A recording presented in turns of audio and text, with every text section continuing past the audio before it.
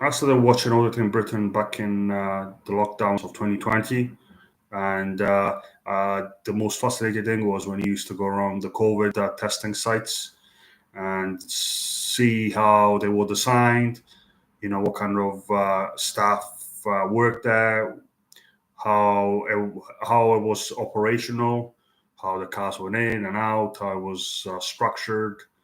And one of the first people that showcased that was the channel Auditing Britain. And that's how I started watching auditing channels, because I saw that the guy used to go around filming all these testing COVID sites. And it was fascinating to see how the staff would react to him filming, how hostile they would be, how threatening, intimidating, and in some cases aggressive, and how many times the police had to turn up to kind of diffuse the situation.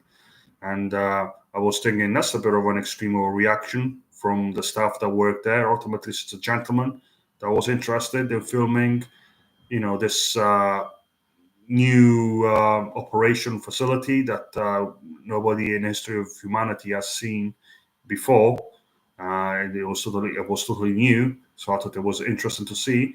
But I also then saw that when he used to go to film around the police station, how hostile the police would become towards him. They would detain him under the Terrorism Act. They would search him.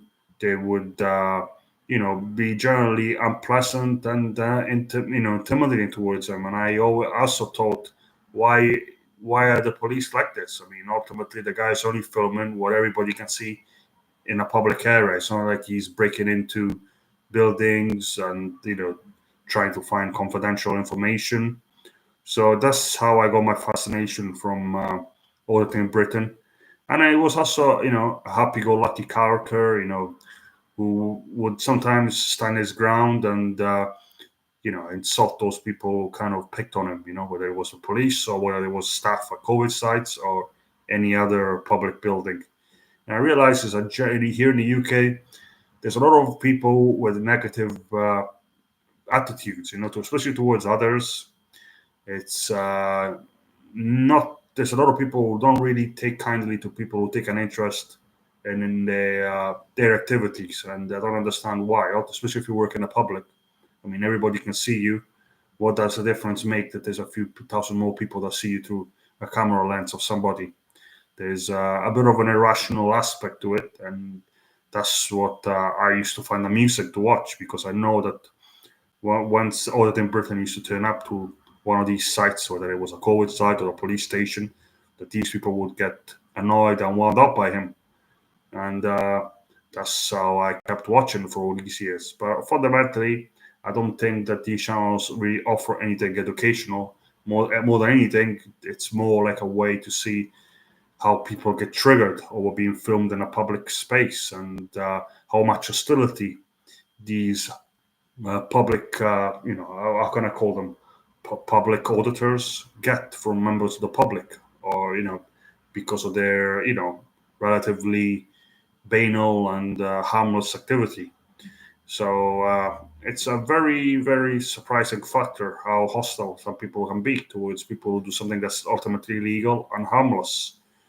And now, obviously, there's a growing trend. There's many more auditors.